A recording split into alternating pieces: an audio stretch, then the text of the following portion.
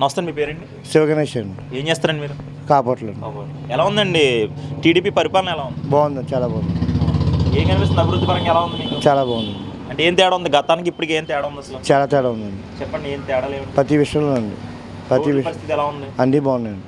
అంటే గతంలో ఎలా ఉండేది, ఇప్పుడు ఎలా ఉంది? ఇప్పుడు చాలా బాగుందండి. గతంలో ఎలా ఉండేయండి? అన్నీ తేడాగా ఉన్నాయండి. ఇప్పుడు బాగున్నాయండి. రైతుల పరంగా ఎలా చేస్తున్నారు? బాగా చేస్తున్నాం. మొన్న అమౌంట్ కూడా రైతుల విషయంలో చాలా బాగా న్యాయం చేశారండి. ఇవరకు 2 నెలలకి 3 నెలలకి పడి అమౌంట్ వారం రోజులు పడిపోయాయండి డబ్బులు.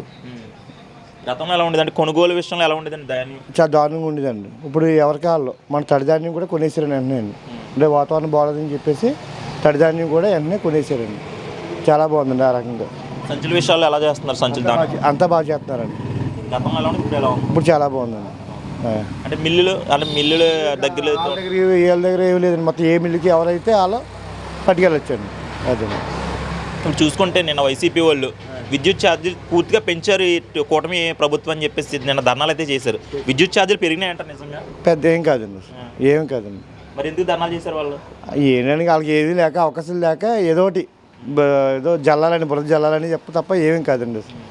అంటే వీళ్ళు అంటున్నారు, ఏమంటున్నారంటే నిన్న ధర్నాలు చేశారు కదా, ప్రజలంతా మార్చంతా ఉన్నారు, ప్రజలు పూర్తిగా మోసం పోయారు మొత్తం చంద్రబాబు నాయుడు గారి చేతులు అని చెప్పేసి అంటున్నారు. అబ్బాయి కాదు, ఏం కాదండి, అంత పొరపాటు అండి. ఇవాళ పాలకొల మండలం వైసీపీ కార్యకర్త లేడండి సరిగ్గా. శివరం చెక్కలోనే ఎలమంటికి రాజీనామా చేసి టీడీపీలోకి వచ్చేసారండి. అది అంటే ఇప్పుడు అంటున్నారు, వాళ్ళు ఏమంటున్నారంటే పూర్తిగా టీడీపీ కూటమి నాయకులు అందరూ కలిసి వైసీపీ వాళ్ళ మీద దాడులు చేస్తున్నారని చెప్తున్నారు. అది ఎంతవరకు కరెక్ట్? అది కాదు, అంతవరకు కాదండి. దాడులు చేయట్లేదు అంటారు? చేయట్లేదు, ఏం లేదు.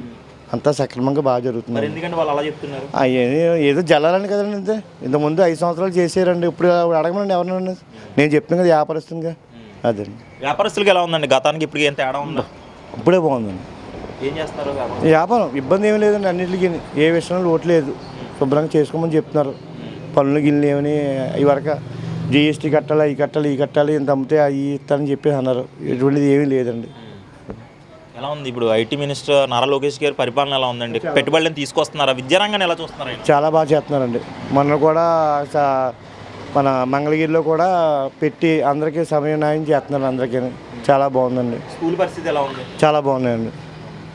1 గంట ఏదో పెంచారు, అది కూడా ఆనందం అండి మాకు. ఓకే అండి.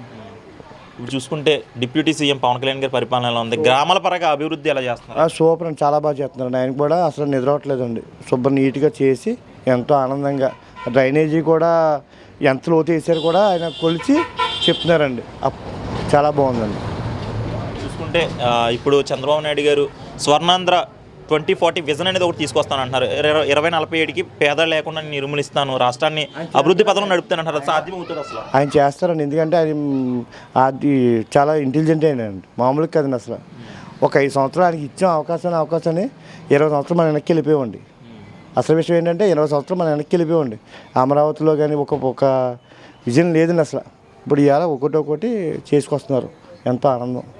ఓకే. ఇప్పుడు మరి జగన్మోహన్ రెడ్డి చూసుకున్నప్పుడు రాజధానుల విషయంలో 3 రాజధానులు అన్నారు. ఇప్పుడు చంద్రబాబు నాయుడు వచ్చి ఒక రాజధాని అమరావతిని మాత్రమే రాజధాని చేస్తానంటున్నాడు. మరి మిగతా సంబంధించిన ఏరియా ప్రజలు ఒప్పుకుంటారంట? అది ఏమవుతుంది? ఇప్పుడు అంతే కదండి. ఓట్లు ఎందుకు వేసారండి?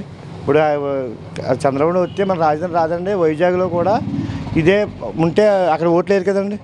అంతా ఓట్లు వేసారంటే దీనికి సమన్వయం చెప్పేసి చంద్రబాబుకి ఓటేసారంటే దాని అర్థం అదే అండి. కూటమికి ఓటేసారంటే అదే న్యాయం. మన విజయం అంతే అండి. ఈసారి ఎన్నికలు వస్తే ఈసారి వచ్చే ప్రభుత్వం మాదే అని జగన్మోహన్ రెడ్డి ఆరోపణ చేస్తారు. ఏం పని అవుతుంది? ఒక 20 సంవత్సరాలకి ఏం పని అవుతుంది? అవకాశం లేదండి అసలు. అయితే పవన్ కళ్యాణ్, చంద్రబాబు నాయుడు గారు. ఓకే అండి. ఓకే. బీజేపీ సపోర్ట్ ఎలా ఉంది మన రాష్ట్రానికి? బాగుందండి.